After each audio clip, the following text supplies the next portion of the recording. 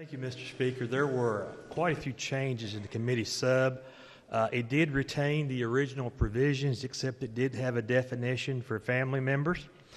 It requires an investigation if a report alleges a school or district volunteer participated in unauthorized electronic communication.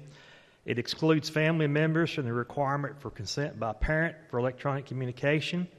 Amends a statute to exclude age-appropriate child sexual abuse instruction from the prohibition of human sexuality instruction for students in the 5th grade or lower. Establishes a timeline to require the Cabinet for Health and Family Services to physically locate a child who has been reported to be at risk of harm or immediate safety concerns.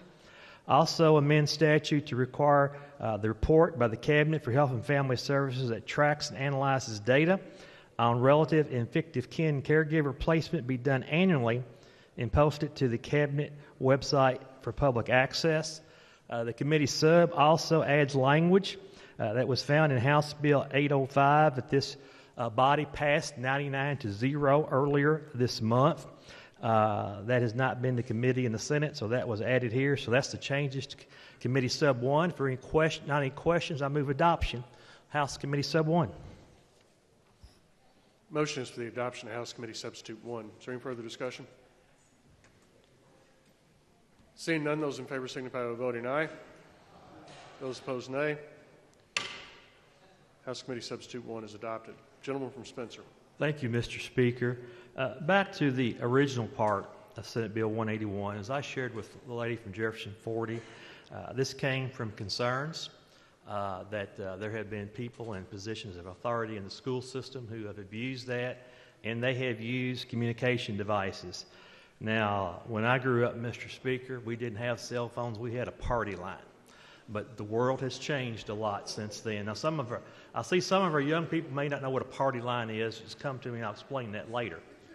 But it's so much easier for people to abuse this type of technology.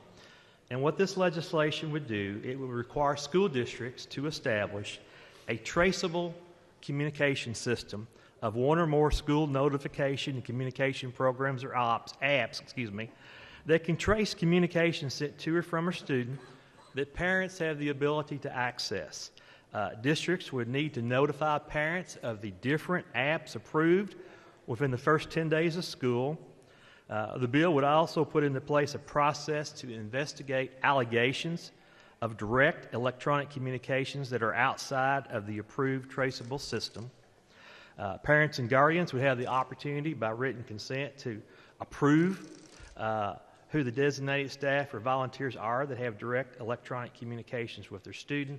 It would also ensure the identity of a minor who alleges this type of unauthorized electronic contact, sexual contact, or other sexual misconduct would remain confidential with an extension of investigation of sexual nature to 120 days. Mr. Speaker, I'd be happy to entertain any questions from the members, but this time I move for passage of Senate Bill 181 as amended by House Committee Sub 1. Clerk will take the roll. Being 100 members voting aye, no members voting nay, Senate Bill 181 as amended by House Committee Substitute 1 is passed. Gentleman from Spencer. Mr. Speaker, would you have the clerk report House Committee Amendment 1, the title amendment? Clerk, please report. House Committee Amendment 1, the title amendment to Senate Bill 181. Gentleman from Spencer. Move adoption. Without objection, so ordered. Gentleman from Spencer. Move the clincher. Without objection, clincher is applied.